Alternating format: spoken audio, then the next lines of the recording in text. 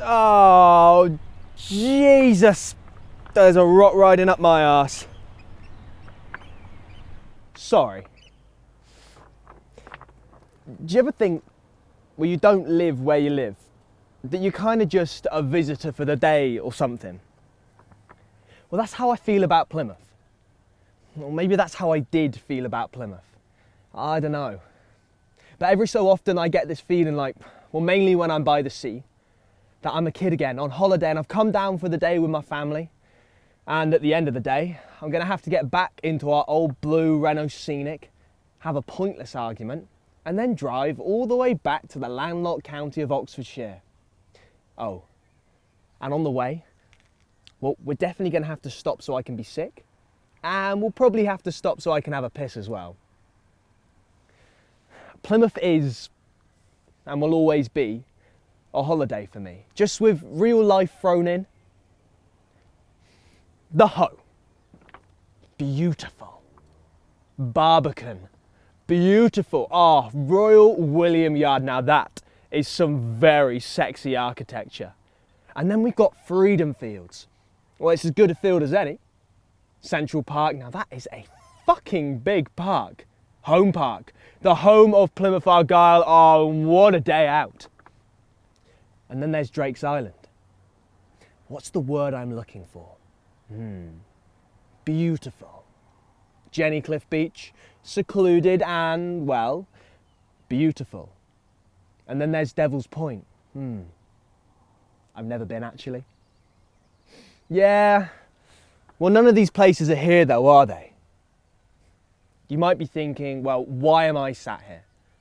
Well, for me, for Sam Plumbe, this is perfect. Well, there's rust on the steel beams holding off a great big fuck-off boat. And there's flaking white paint on the giant silos and the sound of two blokes. Oi, Terry, where is my locking nut, mate? I don't know, mate. Have you tried looking in your toolbox? Where the fuck do you think I've been looking? And then there's the bish, the bash, the bosh, the screech, the hammer, smash, all these noises litter the air with an industrial vibe. Well, it is a shipbuilding yard. Well, I think it might be creation. Or it might be the handmade industrial feel of the place. Or it's the bish, the bash, the bosh, the screech, the hammer and smash. Or it's the fact that that boat is called Puffin. That one's called Horizon's End. At least pick a good name, like the Codfather or the Masturbator.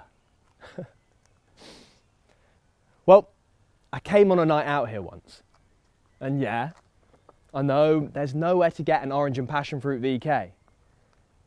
Oh.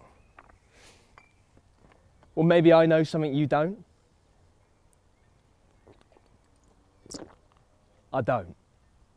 But this was more of a wide-eyed, lip half chewed off kind of night. Talking about the big questions, you know, in between the questions like, if there was a colony of humans on Mars, and then Earth started a war with Mars, would that technically be classed as a galactic civil war? And what weapon would you use in a zombie apocalypse? And then there's a sound of deafening chewing. And I'm sat there and I'm thinking, well, I am freezing my tits off. And I remember my ears felt numb. Well, it's my fault for having a metal bar stuck through it.